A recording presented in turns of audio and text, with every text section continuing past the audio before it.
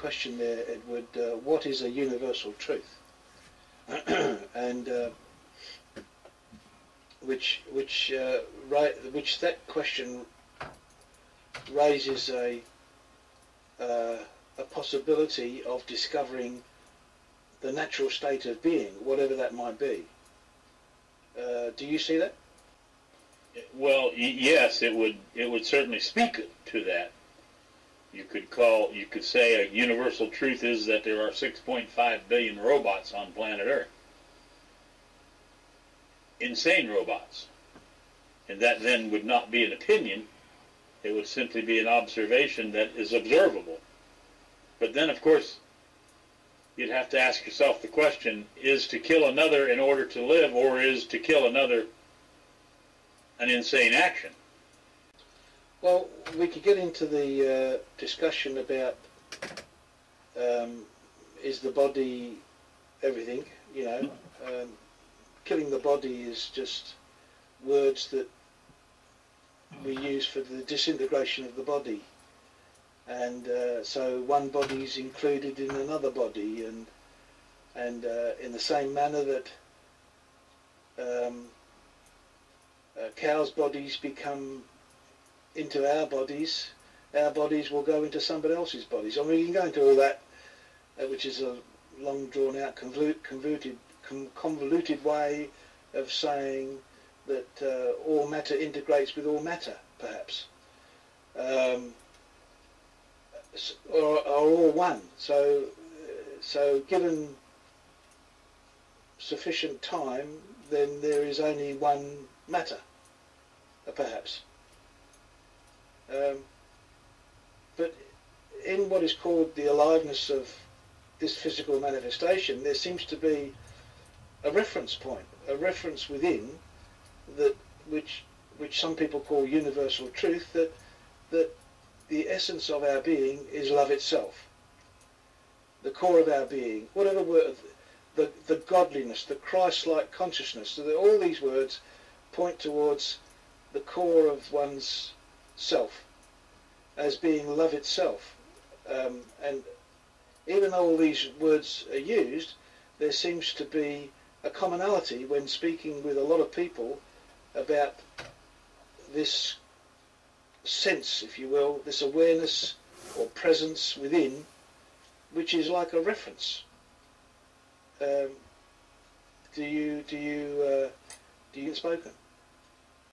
Well, yes, Fred, that's been spoken of, that the core of our being is some kind of universal love and all of those things. So, yeah, I've heard of that being spoken, for sure. Would you say that that's true, that at our core there is this sphere, if you will, of universal love? Marilyn Metters. Well, I consider that when someone makes a statement such as Fred talked about, that there is something more, there's something more at the core, there's a spiritual thing, there's blah, blah, blah, it borders on belief and the desire for some kind of continuation. And maybe there is, and maybe there isn't. But the pure fact of us even considering that, you know, or wanting, or perhaps desire, even if it's the tiniest speck, it puts us right into the trap of belief. And so the only thing I can say is that we just absolutely do not know. And leave it at that. Exactly, and what Fred was alluding to is belief, is the action of belief, it would seem, in all the religions and all of the spiritual beings, and you can listen to nonsense after nonsense of people saying love will conquer, love will end it all, love will win it all of those sorts of things. I'm only asking, is it possible for each of us to discover and to bring forth love on this planet Earth, on planet Earth? I'm not too interested in the religious idea that we are the core of us as belief, or is truth, because right now the core of us is belief. The core of us is thought.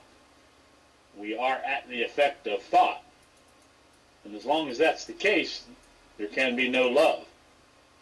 Where thought lives or where thought controls, there can be no love.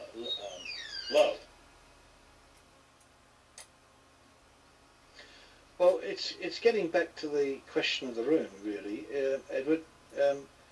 In the question, do I know what love is, presupposes this word love, that this love is manifest in some way, or is observable, or manifest in some way. Perhaps the word love and what it points to is not discoverable until one is the word that it's pointing to itself. However, the word exists, and it has existed for for a long time, and it seems to be an elusive quality, or whatever is perceived it to be. It seems to be elusive, short in supply at this time. Exactly, yes, it is, for sure. And it seems to be that people don't, or people are not willing to just simply say, as Marilyn said, that we do not know. That from the place of not knowing, we can begin to actually look. But we make blanket statements like it's the core of our being, and that it's the do-all, fix-all, end-all, rather than discovering our own ignorance, discovering the fact that we do not know, that it's not the core. Only out of negation, only out of the negative, will we ever discover what love is. We will never discover it, I say, out of the positive, out of what we know. And what we know is written in books, and it's projected by gurus and talked about by preachers. But that's all stuff we know. It's only when we begin discovering what we don't know that we have the possibility of discovering what love is. And we have not discovered it as yet, I suppose.